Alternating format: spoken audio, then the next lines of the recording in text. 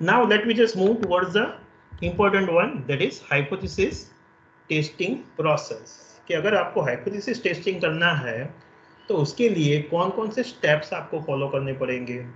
तो here we are going to see कि there are around 7 to 8 steps which we need to follow for the purpose of checking the hypothesis. तो let me just go one by one and try to understand कि hypothesis testing process में क्या होता है। तो the first step in our hypothesis testing process is formulate the hypothesis. कि भाई सबसे पहले आप क्या करोगे, हाइपोथेसिस को फॉर्मुलेट करोगे। तो फॉर्मुलेट द नल हाइपोथेसिस के अंदर आप क्या करोगे, you are going to prepare the two type of hypothesis, null hypothesis and alternative hypothesis. तो नल हाइपोथेसिस क्या होता है और ऑल्टरनेटिव हाइपोथेसिस क्या होता है वो हम समझ लेते हैं। The null hypothesis is the statement which shows that the situations are a status क्यू, means the situations are one and same. There is no any kind of difference which is take place in the market, in the phenomena. There is no relationship between the two variables, no effect of A on B. कि भाई सब कुछ वैसा का वैसा ही है, market के अंदर कोई भी चेंजेस नहीं आया है। तो वो क्या दिखाता है, आपका नल हाइपोथेसिस दिखाता है। कि भाई नल हाइपोथेसिस में हम हमेशा लिखते हैं कि भाई सब कुछ वैसा का वैसा ही है, कोई चेंजेस नहीं आया है। तो वो क्या हो गया, आपका नल हो गया। Alternative hypothesis is the statement where you are going to write up, yes, there is some kind of changes which is take place in the phenomena at the marketplace. कि yes, market के अंदर changes आया है, yes, there is a relationship between the A and B, effect of A can be observed on effect of on B। तो alternative hypothesis जो होता है वो दिखाता है कि यह सिचुएशंस के अंदर, मार्केट के अंदर कुछ ना कुछ चेंजेस आया है। तो वो हो गया आपका ऑल्टरनेटिव हाइपोथेसिस। इंपॉर्टेंट चीज क्या क्या है यहाँ पे ध्यान रखने के लिए, आपका जब हाइपोथेसिस बिल्डअप करते हो, ways and when you are going to frame the hypothesis, it is always based on your population parameters. कि भाई आपका जो नल और ऑल्टरनेटिव हाइपोथेसिस जो आप दिखाते हो, रिप्रेजेंट्स करते हो, it always specify the values of population parameters. मतलब आप जो एजम्पशंस करते हो, स्टेटमेंट्स बिल्डअप करते हो, तो वो किसके रिगार्डिंग में होती है, किसके लिए होती है, किसके कॉन्टेक्स्ट में होती है, पॉपुलेशंस के कॉन्टेक्स्ट में होती है, ना कि सैंपल के कॉन्टेक्स्ट में। कि एज अ रिसर्चर्स आप एज्यूम करते हो कि भाई पूरे वडोदरा के यंगस्टर्स के अंदर ये चेंजेस आ रहा है। आप एज्यूम कर रहे हो कि भाई वो पूरा जो पॉपुलेशन है उसके अंदर ये चीज के बीच में रिलेशनशिप है। So in your hypothesis you are going to specify और you are going to frame out the hypothesis based on the population parameters. कि भाई पॉपुलेशन मीन, प्रपोर्शन और स्टैंडर्ड डेविएशंस। कि भाई आपका एरिया ऑफ इंटरेस्ट क्या है, ऑल्टरनेटिव है। बट उससे पहले क्या होगा, आप जो हाइपोथेसिस फ्रेम करते हो तो वो हाइपोथेसिस किसके कॉन्टेक्स्ट में होते हैं, पॉपुलेशन पैरामीटर्स के कॉन्टेक्स्ट में होते हैं।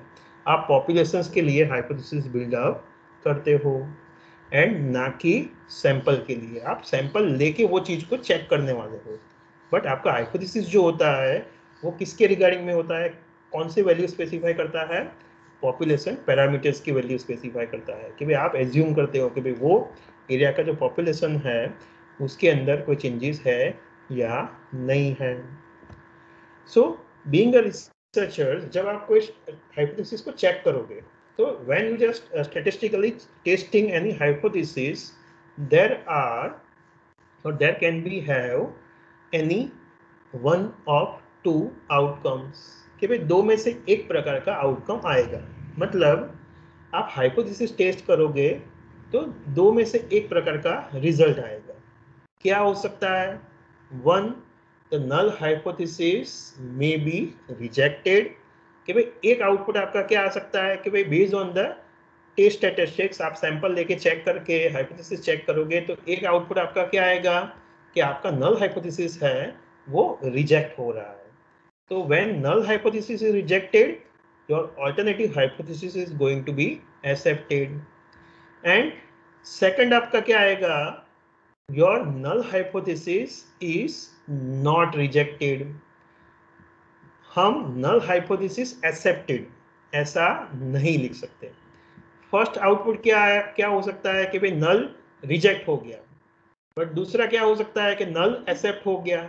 But we never accept the null hypothesis based on only single test statistics, कि कोई एक टेस्ट के बेसिस पे हम नल को एक्सेप्ट नहीं करते हैं.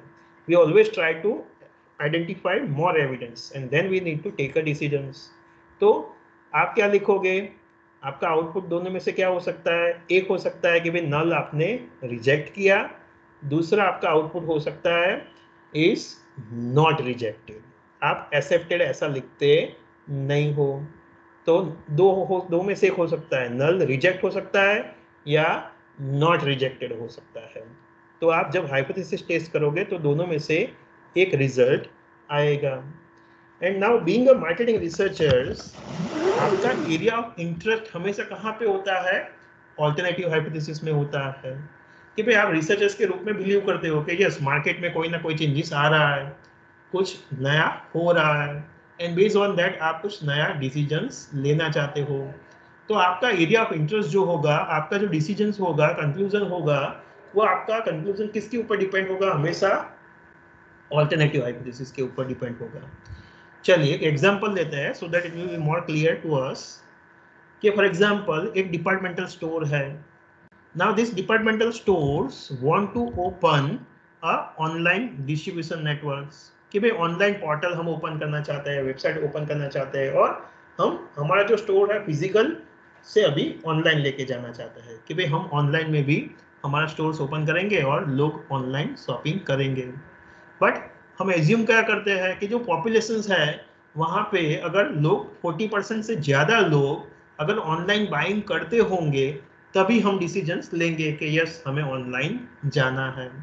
तो ये क्या हो गया, हमने कंडीशंस रखा, एक एजम्पशंस रखा कि यस टोटल जो पॉपुलेशन है उसके अंदर से 40% से ज़्यादा लोग ऑनलाइन बाइंग करते हैं या नहीं करते. अगर ज़्यादा लोग करते हैं तभी हम क्या करेंगे, हमारे स्टोर्स को ऑनलाइन लेके जाएंगे.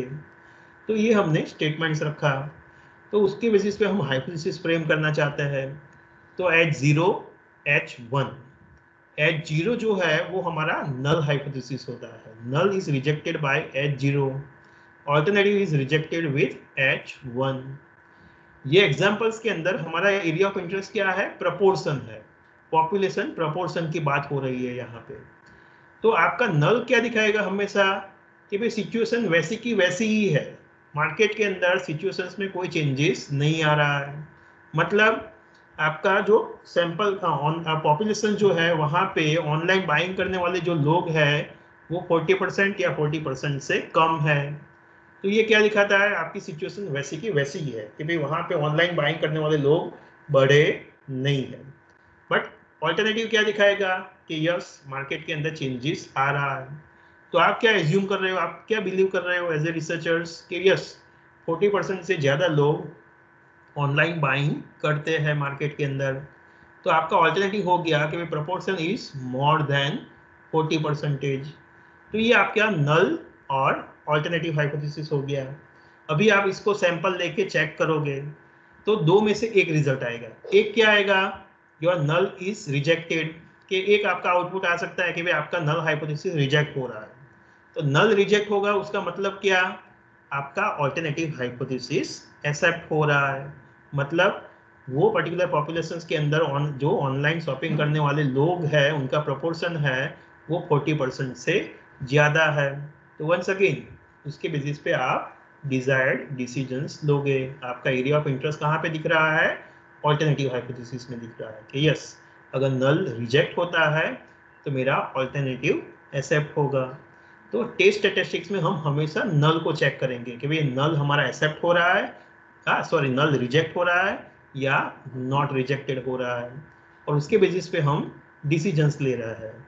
तो एज ए रिसर्चर्स हमारा एरिया ऑफ इंटरेस्ट हमेशा ऑल्टरनेटिव्स में होता है, बट हम चेक क्या करते हैं, नल हाइपोथेसिस को कि भाई नल एक्सेप्ट हो रहा है या रिजेक्ट हो रहा है, और उसके बेसिस पे हम डिसीजंस लेंगे कि अगर नल रिजेक्ट हुआ तो ऑल्टरनेटिव एक्सेप्ट होगा, और हम जो डिजायर्ड इंटर्न डिसीजंस लेना चाहते हैं वो डिसीजंस हम ले पाएंगे। So once you just frame out your null and alternative hypothesis based on which you also need to see कि भाई आपका जो हाइपोथेसिस आप आगे चेक करने जा रहे हो वो वन टेल टेस्ट है या टू टेल टेस्ट हाइपोथेसिस है। क्यों? तो क्योंकि स्टेप नंबर 3 के अंदर हम अल्फा लेने वाले हैं और 5 के अंदर अल्फा की वैल्यू कैलकुलेट करने वाले हैं, तो उसके लिए हमें ऑब्जर्व करना होगा कि भाई हमारा वन टेल है या टू टेल है। तो ये कैसे पता चलेगा कि भाई हमारा हाइपोथेसिस जो है, हम जो टेस्ट करने वाले हैं वो वन टेल टेस्ट है या टू टेल टेस्ट है? तो हमारा हाइपोथेसिस वन टेल टेस्ट होगा कब? जब हमारा ऑल्टरनेटिव हाइपोथेसिस जो है वो कोई स्पेसिफिक डायरेक्शंस में एक्सप्रेस किया गया होगा, मतलब ग्रेटर देन और लेस देन के रूप में एक्सप्रेस किया गया होगा। तो यहाँ पे क्या है? ग्रेटर देन, मतलब वो वन टेल है। तो ग्रेटर देन जब होगा तो वो कौन सी साइड पे आएगा? राइट साइड पे आएगा। It's a right hand one tail test है। अगर ये लेफ्ट साइड पे होता, लेस देन 0.40 होता, तो ये क्या होता? लेफ्ट वन टेल टेस्ट होता। और टू टेल कब होगा? When the alternative hypothesis is expressed not in terms of directionally, मतलब रिप्रेजेंट कैसे किया होता है? आप एज्यूम करते हो कि 40% है, आप नल होगा कि नहीं 40% नहीं है, तो 40% नहीं है उसका मतलब क्या? 40% से ज्यादा भी हो सकता है, 40% से कम भी हो सकता है। सो नॉट इक्वल टू है मतलब आपका टू टेल है। तो स्टेप नंबर 1 के अंदर सबसे पहले हम क्या करेंगे?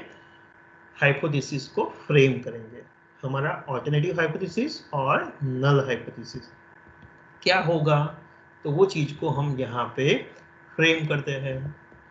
Then step number 2, your step number 2 will be selecting an appropriate test कि भाई अब हम कौन सा टेस्ट करेंगे। हाइपोथेसिस हमें चेक करना है, बट हाइपोथेसिस हम कौन से टेस्ट के माध्यम से चेक करेंगे, तो वो चीज को हम यहाँ पे डिटरमाइन करना है।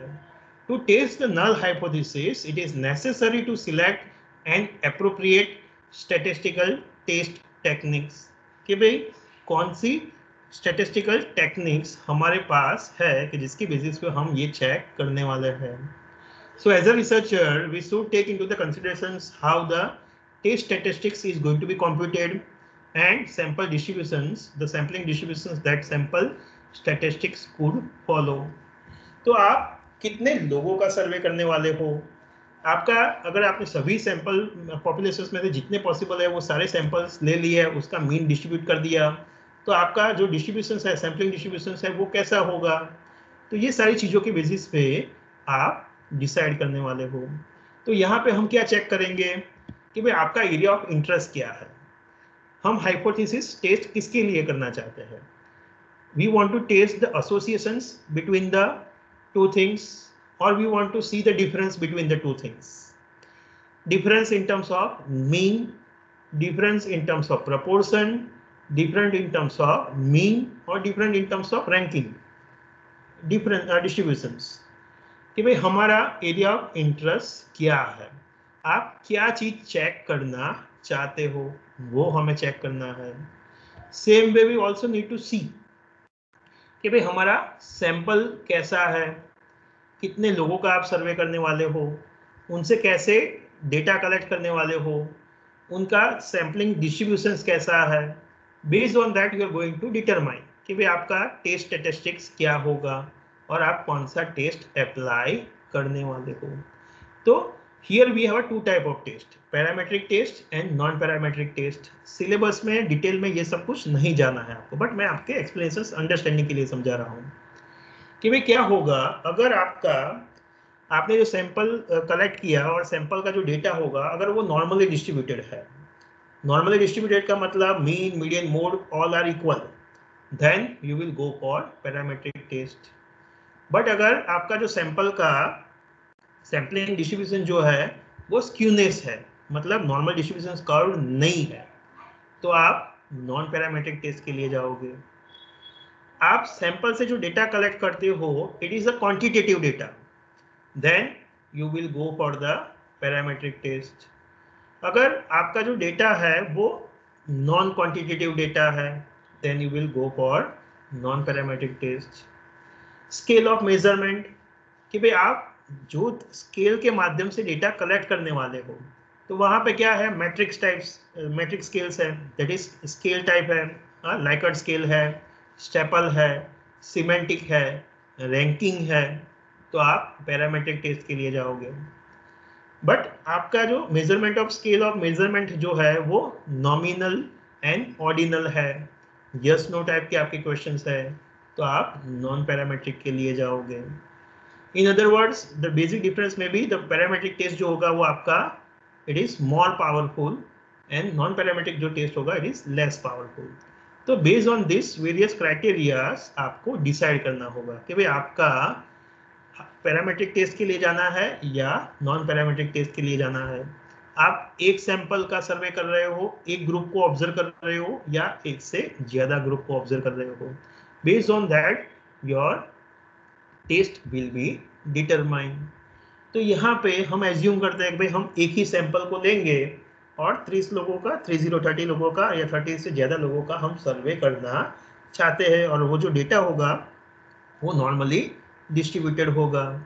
सो वी जस्ट डिसाइडेड कि we will go for a parametric test and in that we will go for the Z test, कि भाई हम जेड स्टैटिस्टिक्स के माध्यम से ये हाइपोथेसिस को चेक करना चाहते हैं। तो ये आपने यहाँ पे डिसाइड किया।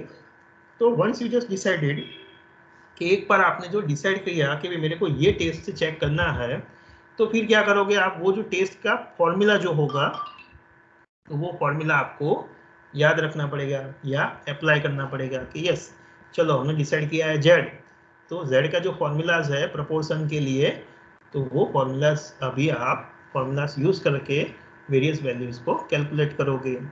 तो स्टेप नंबर 2 के अंदर हम डिसाइड करने वाला है कि भाई कौन सा टेस्ट मेरे को यहाँ पे एप्लीकेबल है, तो वो चीज हम यहाँ पे डिटरमाइन करते हैं।